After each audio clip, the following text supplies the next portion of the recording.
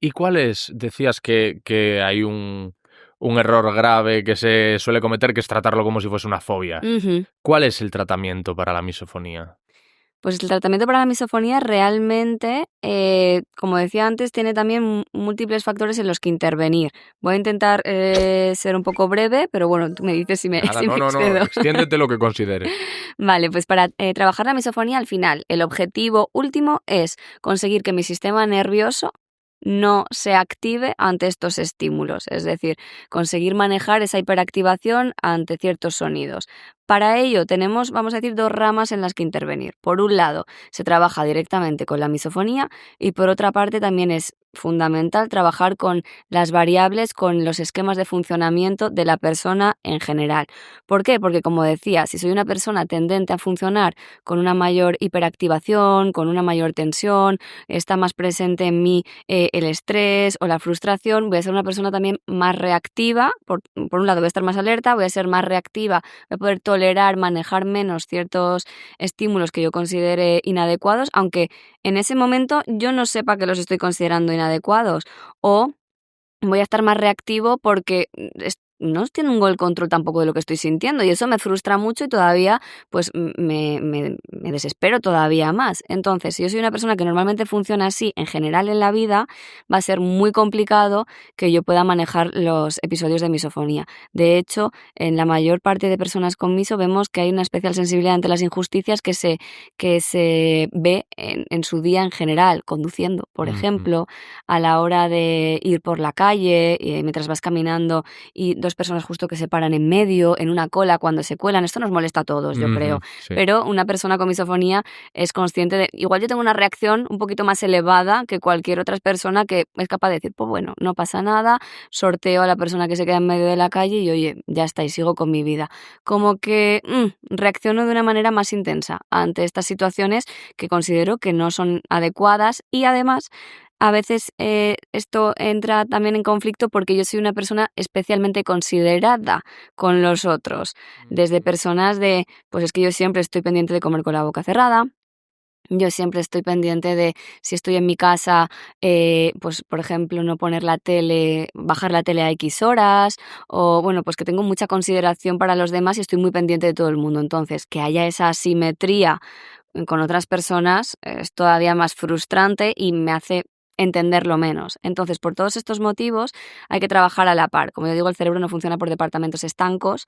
Si mi manera de ver el mundo, de relacionarme emocionalmente con lo que pasa es una, va a estar presente en diferentes áreas. Entonces hay que hacer una flexibilización en general, por un lado a nivel cognitivo, reestructurar cognitivamente estos pensamientos que la persona a veces ni es consciente que tiene de es que no lo puedo soportar, es que esto es, pues eso, yo mientras este sonido esté aquí, yo no voy a poder tolerarlo, no voy a poder estar bien, es que es horrible, es que parece que lo está haciendo adrede, porque no se da cuenta, porque me siento así. O sea, todos esos pensamientos, ser capaces primero de identificarlos, sustituirlos por otros un poquito más flexibles, más adaptativos, que no tengan una tanta, vamos a llamarlo, rigidez, con todo el cariño del ujú. mundo, y esto aplicarlo tanto en la misofonía como en la vida diaria. Una vez consigamos disminuir un poco esa hiperactivación de la persona y bajar un poquito la intensidad de la misofonía ante ciertos estímulos, ahí ya nos podemos también a trabajar con las emociones de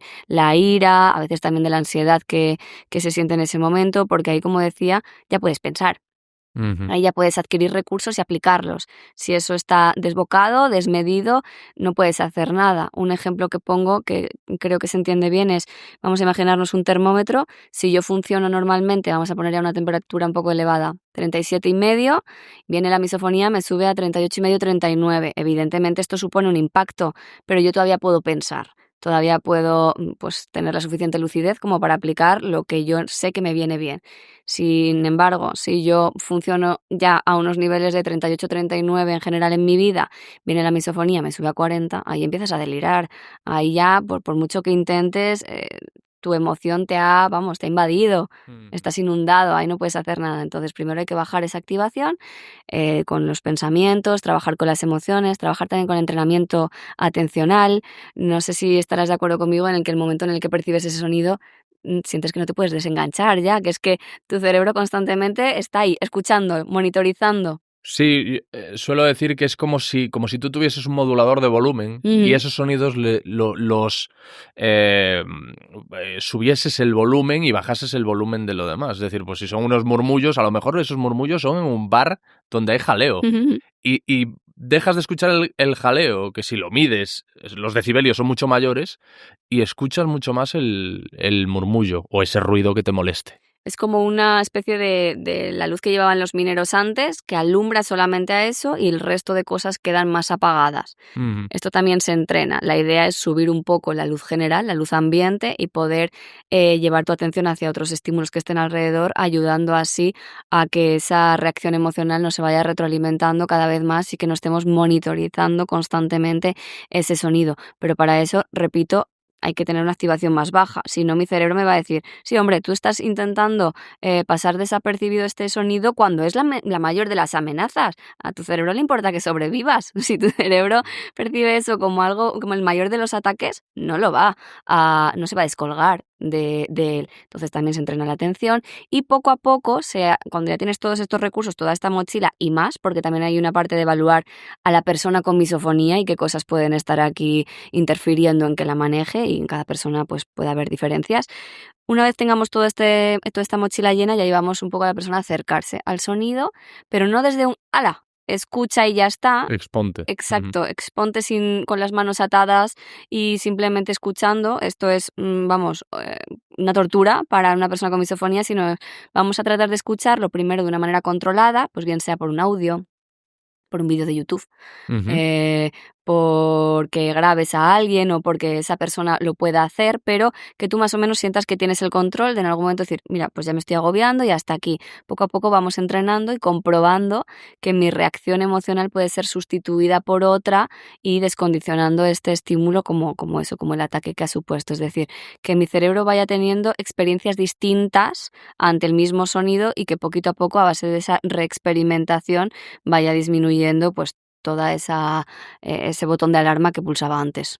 ¿Y hay medicación que se pueda utilizar? ¿Hay algo que module o que te haga menos receptivo a lo que está pasando a tu alrededor?